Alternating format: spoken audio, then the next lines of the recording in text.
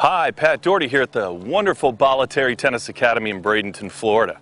Today we want to talk about the value of working on lateral movement.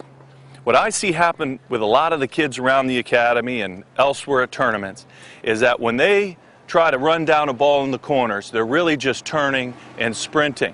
Not much different than if I was running towards the net here. The impact of that is, a lot of times when you finally get to the ball, the feet are pointing this way, the body can be stuck pointing this way a little bit, the lower body. Tendency to close off is much greater.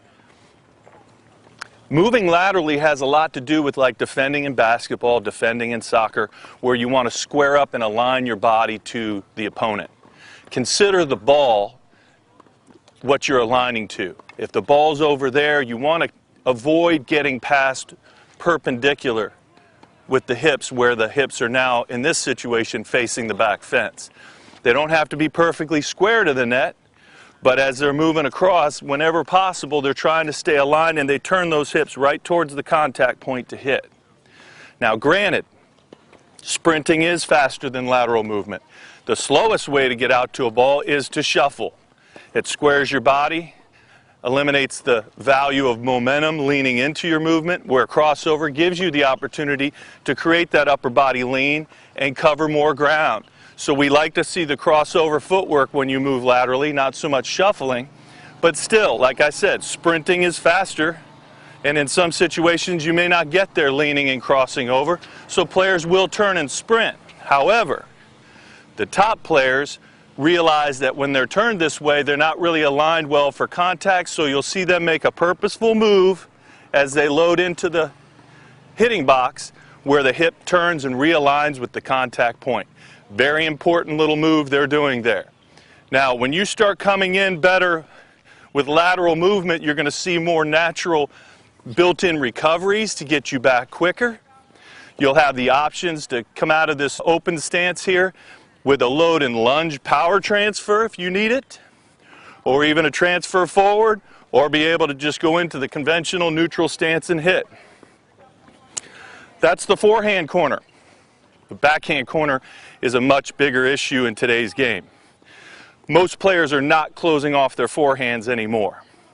The two-handed backhands, it's still a big issue. When you get over into this corner here and you take that shoulder turn to get the racket back, body turns away, a lot of players are ending up hitting from here. Not too many good things can happen from this stance. We've got a limited shot selection. The highest percentage shot from where I am in the court, majority of the time is going to be cross court. For most players with their grips the way they are on the two-handed backhand, that's going to be the most difficult shot for them to execute. Now look at the loss of balance that I have here. My momentum's falling back towards the back corner. I'm not in a good situation at all to either go to the net or recover back to center. So I'm going to lose time as I pull out of this position and start moving again. We define forced errors as when time and or balance has been compromised. That's what just happened here. So when you're easy to close off, you're easy to force into errors in the corners. What we want to try to do, understanding statistics, is make sure the forced errors are falling on the opponent's side of the net a lot more than happening to you. So if you want to become a better player on the tennis court, become more resistant to getting forced. And it all starts with good lateral movement. Again, coming out of the center, if my hips stay more aligned and I don't let them turn away, I'm going to load that left foot into the box here and have all the options I had on the forehand side. The way I explain it to a lot of the players I work with, if you ask them what's the powering source in the stroke for you over here, is it the bottom arm or the top arm? In the majority of grip sets, they're going to say it's the top arm. The left arm is the driving force of their two-handed backhand.